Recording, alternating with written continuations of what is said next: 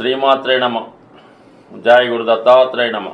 ఈ వీడియోలో మనం జనవరి 12వ తారీఖు నుంచి 18వ తారీఖు మధ్యలో జరగబోయే వార ఫలాలు మిథున రాశి వారికి ఏ విధంగా ఉంటాయి అని తెలుసుకునే ప్రయత్నం చేద్దాం.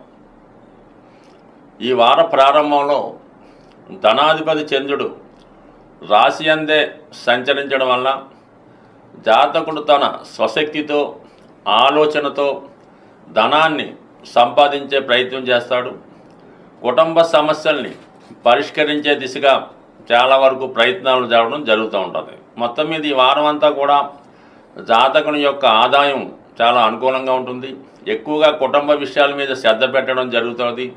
కుటుంబంలో ఉన్నటువంటి సమస్యల్ని పరిష్కరించే ప్రయత్నం కూడా చాలా వరకు జరిగే అవకాశం ఉంది. కానీ కుటుంబ సంబంధించిన విషయాల్లో కొంతవరకు చిన్న చిన్న విభేదాలు, అభిప్రాయ భేదాలు లాంటివి వచ్చే అవకాశం ఉంది. సాధ్యమైనంత వరకు మరి వాక్ స్థానంలో, ధనస్థానంలో కుజుడు వక్రగమనంలో ఉండడం వల్ల కుటుంబ సభ్యుల మధ్య ఏకాభిప్రాయం లేకపోవడం, ఒకరి అభిప్రాయానికి ఇంకొకరి అభిప్రాయానికి సరైనటువంటి అవగాహన లేకపోవడం వల్ల చిన్న చిన్న చికాకులు లాంటివి వచ్చే అవకాశం ఉంది. అలాగే మరి ధన విషయంలో కూడా కొన్ని ఇబ్బందులు, అనుకోని ఖర్చులు రావడం జరుగుతూ ఉంటుంది. తప్పనిసరి పరిస్థితుల్లో కుటుంబంలో కొంతమందికి ఏదైనా ఆర్థిక సహకారం చేయవలసి రావడం కానీ, వాళ్ళ యొక్క విద్య కొరకో, వివాహం కొరకో, లేదంటే వ్యక్తిగత అవసరాల కొరకో కొంతవరకు ఆర్థిక సహకారాన్ని ఖచ్చితంగా అందించవలసి ఉంటుంది. ఇక వ్యయస్థానంలో ఉన్నటువంటి గురు భగవానుడు కూడా చాలా వరకు జాతకుడికి సొంత విషయాల కన్నా ఇతరుల విషయాల మీద ఎక్కువ ఆలోచించే అవకాశం ఉంది. ముఖ్యంగా ఉద్యోగం మారడానికి చేసే ప్రయత్నాలు చాలా వరకు ఫలించే అవకాశం ఉంది.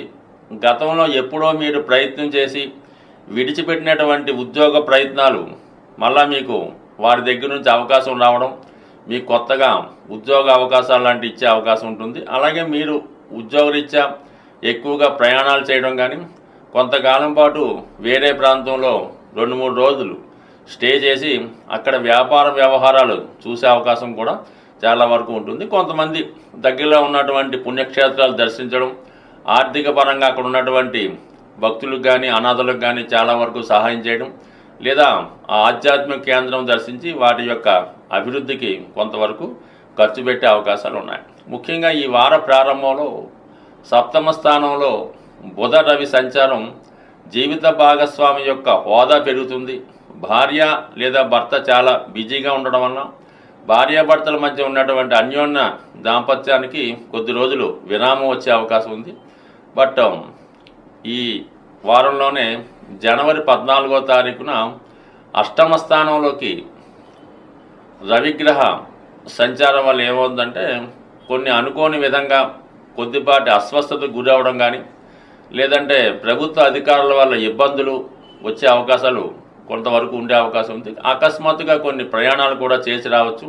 బట్ ఏదైనా సరే ఈ వారం 14వ తారీఖు తర్వాత జాతకుడు అధిక శ్రమకి గురి కావాల్సి ఉంటుంది. సాధ్యమైనంత వరకు మరి ఈ వారం చివరిలో ముఖ్యమైనటువంటి పనులు వాయిదా వేసుకుంటే చాలా వరకు మంచిగా ఉండే అవకాశం ఉంది. ముఖ్యంగా భాగ్యస్థానంలో సంచరిస్తున్నటువంటి మన శుక్ర అలాగే శని గ్రహాల కలయిక ఈ రాశిలో జన్మించినటువంటి స్త్రీలకి అటు విదేశ ప్రయత్నాలు ఫలించడం కానీ, ఉన్నత ఉద్యోగ అవకాశాలు రావడం కానీ చాలా వరకు జరిగే అవకాశం ఉంది. అలాగే కొత్తగా ఉద్యోగం మారుదామనుకున్న వాళ్ళు కూడా ఈ ప్రయత్నం ఫలించే అవకాశం ఉంది. అంటే ఈ రాశిలో ఉన్నటువంటి మగవారి కన్నా స్త్రీలకు ఎక్కువగా ఉద్యోగ ప్రయత్నాలు ఫలించే అవకాశం ఉంది. వివాహ విషయంలో చాలా కాలంగా ఉన్నటువంటి సందిగ్ధత తొలగి పెళ్లి విషయంలో ఒక క్లారిటీకి రావడం జరుగుతూ ఉంటుంది. అలాగే ఇది సాంప్రదాయ వివాహాలకి చాలా అనుకూలమైన స్థితి. దశమ స్థానంలో రాహుగ్రహ ప్రభావం వల్ల ఏంటంటే చాలా వరకు సాఫ్ట్వేర్ రంగంలో ఉన్నవారికి, సినిమా పరిశ్రమలో ఉన్నవారికి, ఫైనాన్స్ రంగంలో ఉన్నవారికి అనూహ్యంగా వృత్తిలో చాలా వరకు సక్సెస్ రావడం జరుగుతుంది. అలాగే మీ వ్యక్తిగత అవసరాలకు లగ్జరీగా ఎక్కువ ధన వ్యయం కూడా ఈ వారంలో జరిగే అవకాశం ఉంది. యాజిటీజ్గా స్థిరాస్తి కొనాలనుకునే మీ ప్రయత్నాలు ఈ వారం చాలా వరకు నెరవేరే అవకాశాలు ఉన్నాయి. సాధారణంగా గ్రహాలు మనకి అనుకూలమైనటువంటి ఫలితాలు ఇవ్వాలంటే సూర్యగ్రహం యొక్క అనుగ్రహం తప్పనిసరిగా ఉండాలి. జాతకంలో సూర్య భగవానుడు ఎంత బలంగా ఉన్నా మన దైనందిన జీవితంలో గోచారంలో సంచరిస్తున్నటువంటి రవి యొక్క సంచారాన్ని బట్టి కూడా జాతకుడి యొక్క ఫలితాలు ఆధారపడడం జరుగుతూ ఉంటుంది. ముఖ్యంగా ప్రతి నెల సూర్య భగవానుడు ఒక రాశి నుంచి ఒక రాశికి మారడానికి ఒక సంక్రమణంగా మనం పెద్దలు నిర్ణయించారు. ముఖ్యంగా ఈ నెలలో ఏర్పడుతున్నటువంటి మకర సంక్రమణం ఇది విశేషంగా అన్ని ప్రాంతాల వారు దీన్ని ఒక పండగలాగా, అంటే మకర సంక్రమణం నుంచి ఈ భోగి పండగ కనుమ ప్రారంభం జరుగుతూ ఉంటుంది. అంటే దీనికి మనకి ఉత్తరాయణ పుణ్యకాలం స్టార్ట్ అవుతుంటుంది.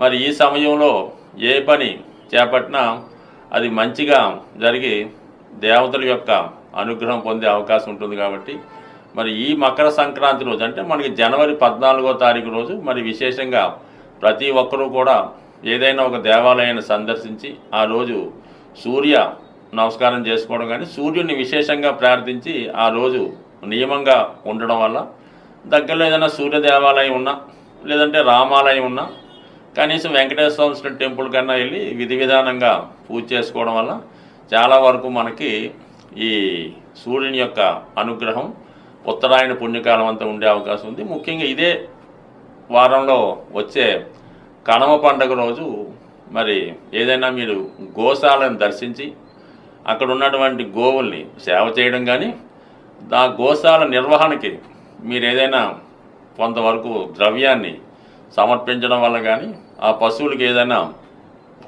ద్రవ్యాన్ని ఆహార పదార్థాలని స్వీట్స్ బెల్లం వగైరా వగైరా ఇవ్వడం వల్ల అటు ఒక విధంగా లక్ష్మీ అనుగ్రహానికి పొందే అవకాశం ఉంది. ఇది సాధారణంగా గ్రామీణ ప్రాంతాల్లో ఈ కనుమ పండుగ రోజు రైతులు చేస్తూ ఉంటారు.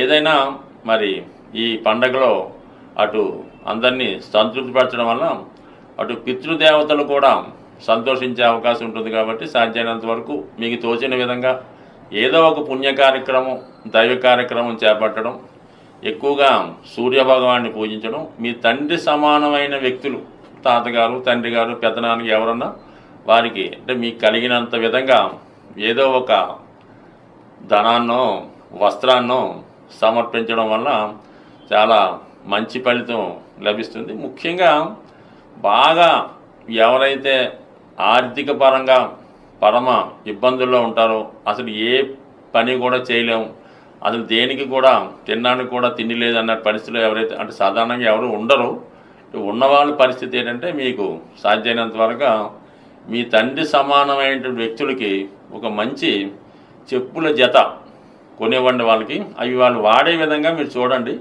ఈ విధంగా ఒక్కసారి మీరు ప్రయత్నం చేయండి. మీరు ఎంత దరిద్రంలో ఉన్నా దాని నుంచి బయటపడే విధంగా నేను చాలామందిని అనుభవపూర్వంగా చూడడం జరిగింది.